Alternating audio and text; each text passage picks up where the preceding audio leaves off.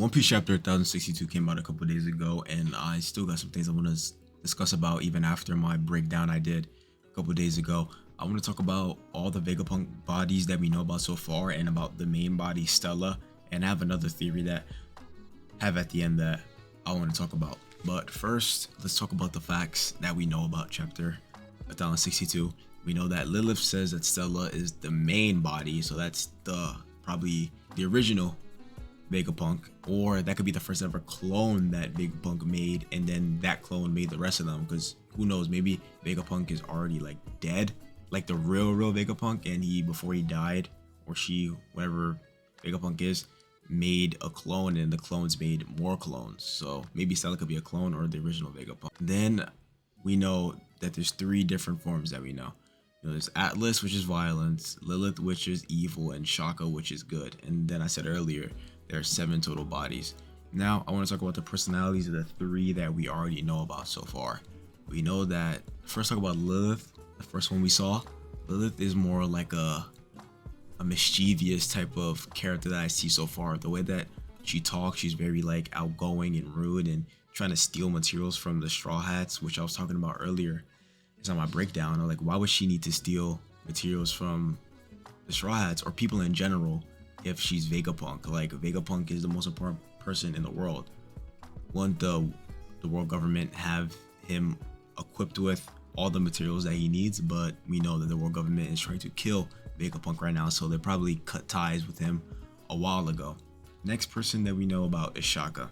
Shaka, to me, seems like the most Vegapunk-esque so far. Shaka, it's just also good for like that code name for that Vegapunk, but we haven't seen how Shaka looks like yet. We only seen Shaka talk through the headset through Lilith, and Shaka is basically being logical and telling Lilith like, yo, watch out, you see how calm those 2 people are, Zoro and Robin? They could like one tap you right now, so don't go crazy and try to steal from them. So Shaka to me seems like the most Vegapunk-esque so far. Then we see Atlas, which is violence. By the name, Atlas has 2 prime examples of why she's called violence.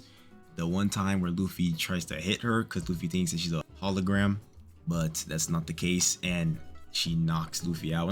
Well, not knocks him out, but knocks Luffy down. And then the other time where she gets mad talking about how they don't have enough people controlling the food section, and she punches the hologram just from the rage that she has. So that's why she's called violence, clearly. And then now I'm talking about the TCB scans that we got and how they have a little section at the end of the chapter I put up on the screen of how all the Vegapunks have like some type of connection to stars or something, or like the moon or something. They have some type of connection with that type of stuff.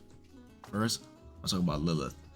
Lilith was named for a goddess associated with feminine power, hidden knowledge, wildness, and primal energy. Lilith is the only one so far to really speak like an old timer. I don't know what that last line means, speak as old timer, but the part where it says feminine power, hidden knowledge, and wildness and primal energy makes a lot of sense to me, because if you guys remember, Lilith did say when the shark was acting on his own, like, you can't take nothing away from his primal state because it'll take over. I think it's like a little hint to that.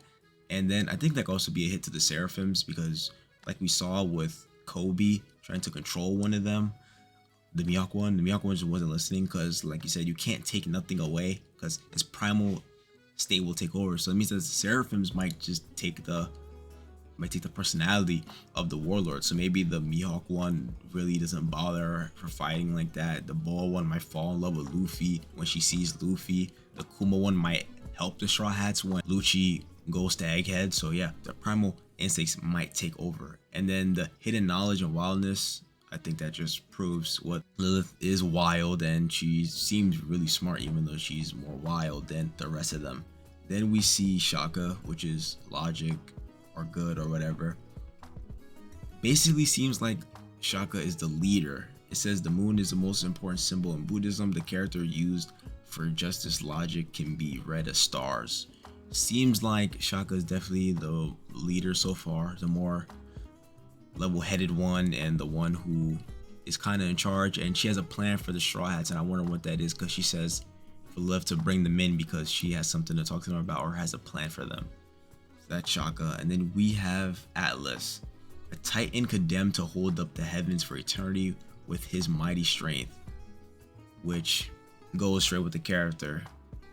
Character seems really strong, short-tempered, and this character looks like he has very strong willpower, especially when I was talking to Jinbei about, oh, you have to make reality your own. Like, you need to tell what's real or not. You decide that. So I think that goes well with Atlas.